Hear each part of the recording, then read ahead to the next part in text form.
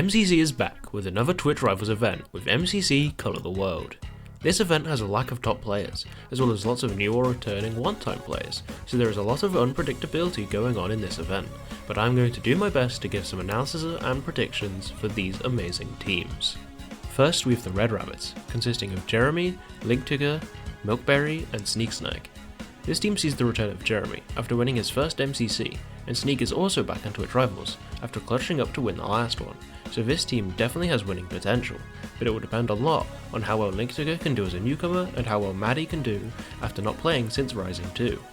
A game I think this team will do really well in is Railroad Rush, as Jeremy did really well when he played it last time, and Sneak also did well in the game when he first played it, so with their knowledge guiding the other two, I could definitely see this being one of their best games. A game they might struggle in is Sky Battle, as they don't have someone to bridge and lead the team, and only Sneak has played the game before, which will give them less confidence than the other teams. Next we have the Orange Ocelots, consisting of Curryway, Hannah, Siren and Tina. This team is probably the scariest duo in the event, with Hannah and Curry, as Hannah is probably one of the strongest players in this roster, and Curry is a lot better than his performances have shown so far. But will it be enough to help Sai, who has never played MCC and has barely played Minecraft? One game this team will do really well at is Sky Battle, as Hannah is the best Sky Battle player in this event, and Curry did pretty well at it last time, so between the two they should be able to lead their team to victory.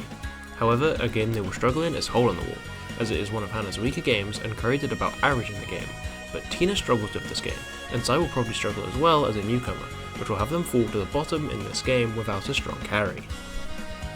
Then we have the Yellow Yaks, consisting of Cambam, Martin, Jimmy and Ollie. This is another full Misadventures team, with Cambam as a newcomer as well, which is exciting, but the team does lack a strong leader, which will be interesting to see how they can hold their own against teams with A+ or even S tier players. This team is surprisingly good at Parkour Warrior, as although Cambam will probably struggle, it is one of Martin and Ollie's best games, so if Jimmy is able to get that medium ending, then this team should do really well in the game. However, none of the team are very good at Rocket Split Rush, and it will probably be a harder game for Cambam to learn, as newcomers often do very bad in it, which will lead to this team's demise in the game. Next up are the Lime Llamas, consisting of 5up, Michaela, Fulham and Tubbo. This team seems really strong, with 5up doing really well in Block Wars since his last MCC, with him most recently getting first Indiv in Block Wars Rookies 4. This team also has a pretty strong Fulham and Tubbo duo, and Michaela is probably the strongest bottom frag in this event, which makes this team one to look out for. Their weakness is definitely team games, and especially Railroad Rush, as 5up and Michaela got last in the game whilst teamed together last time they played it, and Tubbo and Fulham aren't the best in the game either. However, a game I think they will do very well in is Meltdown, as 5up is a good leader in the game, and Michaela just did very well with 5up as a teammate in Haunted Hoedown, so as long as Tubbo can hold his own and Fulham can do well in his first time playing the game, then this team will dominate. The final team from day one are the Green Geckos, consisting of Castcrafter, Let's Hugo, No Reacts and Victiger. This is the return of the German team from last EU Twitch Rivals, with Farbo being replaced with Castcrafter. But the German team absolutely dominated last time, so I have a feeling with only a small nerf, this team will still be very good. A game this team will be good at will be Rocket Split Rush, as the German team won the game last time, so although Farbo isn't on the team this time, I'm sure they will still be at the top of the pack in this game. However, last time the German team did struggle in Hole in the Wall, as it is a very unique skill that you can learn from experience, but this time they do have some experience, so maybe they will prove me wrong on the day. The first team from day 2 are the Cyan Coyotes, consisting of Becky, FitMC, Filza and CPK. This is another team with a very strong duo, with Filza and CPK, but with Becky as a good third frag, this team is very scary, especially in the movement games, but it will be interesting to see if Fit can keep up and truly make this team unstoppable. One of the movement games they'll be the best at is Hole in the Wall, as Phil and CPK are both top players in the game, and Becky will do very well in his roster. And Fit actually did pretty well for his first time playing the game, so this team will have a disgustingly high score in this game. A game they might struggle in is Railroad Rush, as the whole team normally plays in the middle of the road in this game, which whilst it isn't a bad thing, it will probably lead to this team falling behind. Next we have the Aqua Axolotls, consisting of Jack, Owen, Shadoon and Eloise. This team is very good on paper, with Shadoon and Owen being a very good duo, especially with Shadoon being one of 2 Esters in the event, and Jack and Eloise definitely not being weak players you would normally expect on this team, so they're a pretty scary team. This team will definitely be one to look out for in Rocket Split Rush, as Shaduna is the best rocket speed rush player in the whole event, and Owen can hold his own as a solid second frag in the game, so despite Eloise not being the best at the game and Jack never playing it, they should still do really well. A game this team struggles in is Meltdown, as it is one of Shaduna's worst games, and Owen and Eloise haven't had the best time in the game recently, so unless Jack can step up and do a lot of heavy lifting, they will struggle in this game. Then we have the bluebats, consisting of Etoiles, JL Tommy, Skyart, and the Guile. This is the third time the French team gets a time to shine, and it might just be their best chance yet, with a lower comp roster than usual and more experience under their belt. The game they have the best chance at is Railroad Rush, as the French team did very well at it last time around, which should help them do well again, especially with some of them having experience in the game now. A game I don't have high hopes for them in is Rocket Speed Rush, as the French team did not do great the first time they played, as Rocket Speed is very hard for newcomers to succeed in unless they put a lot of practice in on MCC Island, which I doubt they will be doing, so they will probably struggle again. Next up we have the Purple Pandas, consisting of Avid, Shubble, Scott, and Joel. This team will be interesting, as Joel has been given a sole leadership role on this team, with Scott as a second frag, which is a pretty good duo, but Joel's teams haven't done the best when he's the sole top frag, and Avid's inexperience might make it hard for this team to keep up.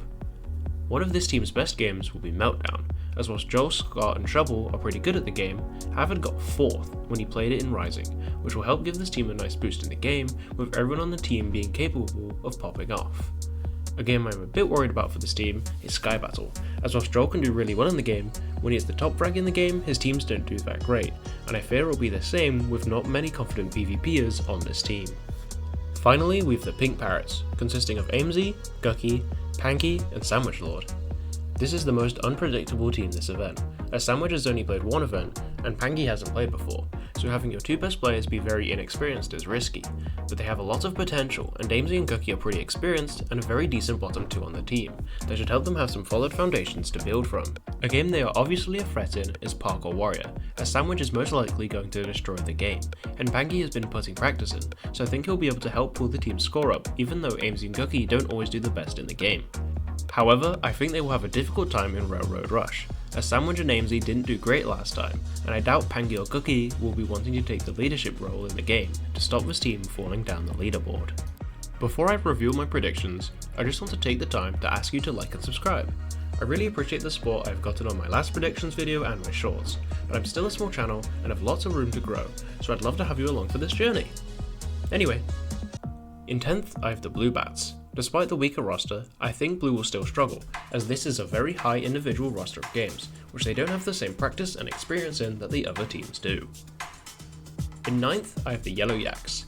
This team really lacks a strong leader to lead them in the PvP games, and individually they just feel a lot weaker than the other teams, so I think they will struggle this time around. In 8th, I have the Red Rabbits. Like Yellow, this team lacks a strong top frag to help lead the team, but with Jeremy's practice, I think they stand a better chance at being a threat and have potential to place a lot higher than this. In 7th, I have the Purple Pandas. This team definitely isn't weak, but I think they will struggle individually in this event, and a weak Sky Battle can be really bad for losing points to other teams. In 6th, I have the Orange Ocelots. This team is definitely scary, and if Curry performs close to his potential, then this team could definitely make Dodgeball, but a very inexperienced bottom 2 players can make it hard to keep up in the individual based games. In 5th, I have the Green Geckos. The German team could very easily dominate like they did last time, but I think the games don't favour them as much as last time, and with a small nerf as well, I have them finishing in the middle of the pack. In 4th, I have the Aqua Axolotls. This team is very scary, especially with Shadoon on the team, but I think they might fall short of the finale, with them being weaker in PvP games, which usually help teams get a boost to get into that finale. In 3rd, I have the Pink Parrots. Sandwich will likely dominate with this game roster, but with Panky's inexperience as a second frag, I have them just barely missing out on top 2. In 2nd, I have the Llamas. This team is very strong, especially if 5-up steps up his performance to his block wall standard, and a good Meltdown will give them a slight edge over Aqua and Pink to make the top 2. And finally, in 1st, I have the Cyan Coyotes. This team is ridiculously strong in this roster, with 3 very good players all on the same team. All with lots of experience will really make them shine above the rest of the teams.